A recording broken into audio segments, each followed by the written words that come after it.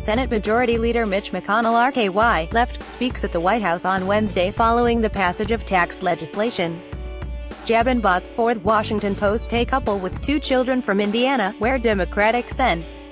Joe Donnelly faces a difficult re-election next year, explained to the audience that with combined wages of $73,000, they stand to save $2,000 under the Republican tax cuts enacted Wednesday. A single mother with 1 child from North Dakota, where Democratic Sen. Heidi Heitkamp is in similar straits as Donnelly, describes how much more of her $41,000 a year salary she can keep. She looks into the camera and she says, "Sen. Heitkamp, maybe $1,300 is not a lot of money to you. But for me, it's a 73% reduction in my tax bill."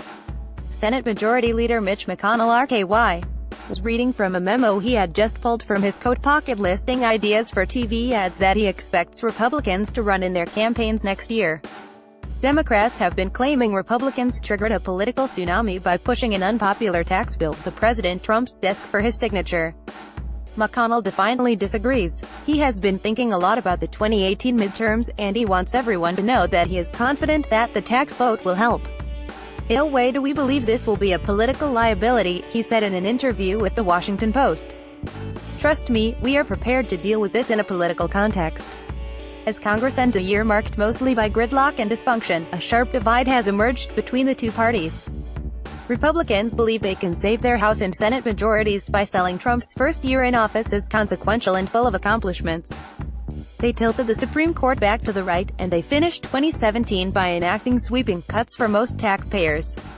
Democrats say the late burst of activity will not alter a broader perception of a Republican-controlled Congress that spent most of the year at a dysfunctional standstill. That die has been cast, they say, and the tax legislation can be portrayed as a giveaway to the rich at the expense of the middle class. Most members of the Senate, and members of the press corps, have been living on half rations for so long, that when any crumbs are put on the table, they jump out and announce that a feast has been delivered, said Sen. J. Durbin, the number 2 Democratic leader. Will your taxes go up or down in 2018 under the new tax bill? View graphic. Will your taxes go up or down in 2018 under the new tax bill? Recent history suggests it is difficult to change the public's moribund view of Congress, but Republicans see a ray of hope as 2017 draws to a close. A decade ago, as Democrats finished their first year controlling Congress with a flurry, 22% of voters approved of the institution's performance, according to Gallup. In December 2009, 25% of voters approved of the Democratic-controlled Congress, according to Gallup. It was an ignominious high-water mark in the ensuing 8 years. Approval of congressional job performance cleared 25% just one other time, in February 2017. This month, just 17% of Americans approved. Trump's job approval has hovered between 35 and 40%, usually a warning sign for the president's party heading into his first midterm. Next November, Democrats must gain 24 seats in the House and 2 in the Senate to claim the majority. Last month, just 18% of Republicans approved of the job performance on Capitol Hill. But the number grew to 29% this month as the tax bill was poised for final approval. That's nowhere near good enough if Republicans expect to stay in power, but they see it as the beginning of a trend. One area of opportunity, conservatives who had been furious at the lack of output despite total Republican control of Washington. What this week did was highlight the successes of a very successful year. And it made people look at the year in its entirety, and all of a sudden, we have activists, voters, folks back home, talking about how different this year turned out, said Sen. Cory Gardner-Collow, chairman of the National Republican Senatorial Committee. McConnell places the confirmation of Justice Neil M.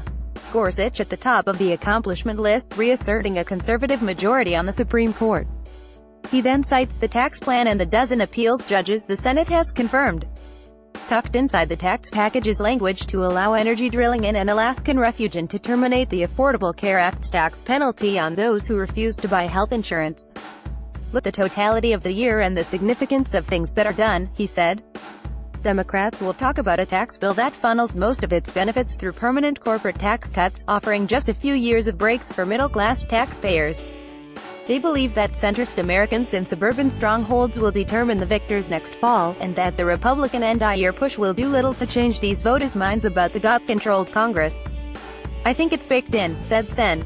Chris Van Hollen, DMD, the chairman of the Democratic Senatorial Campaign Committee. And more than that, I don't think the public is going to see a big tax cut to big corporations. That's going to be paid for by millions of middle-class families with an increase, as an accomplishment.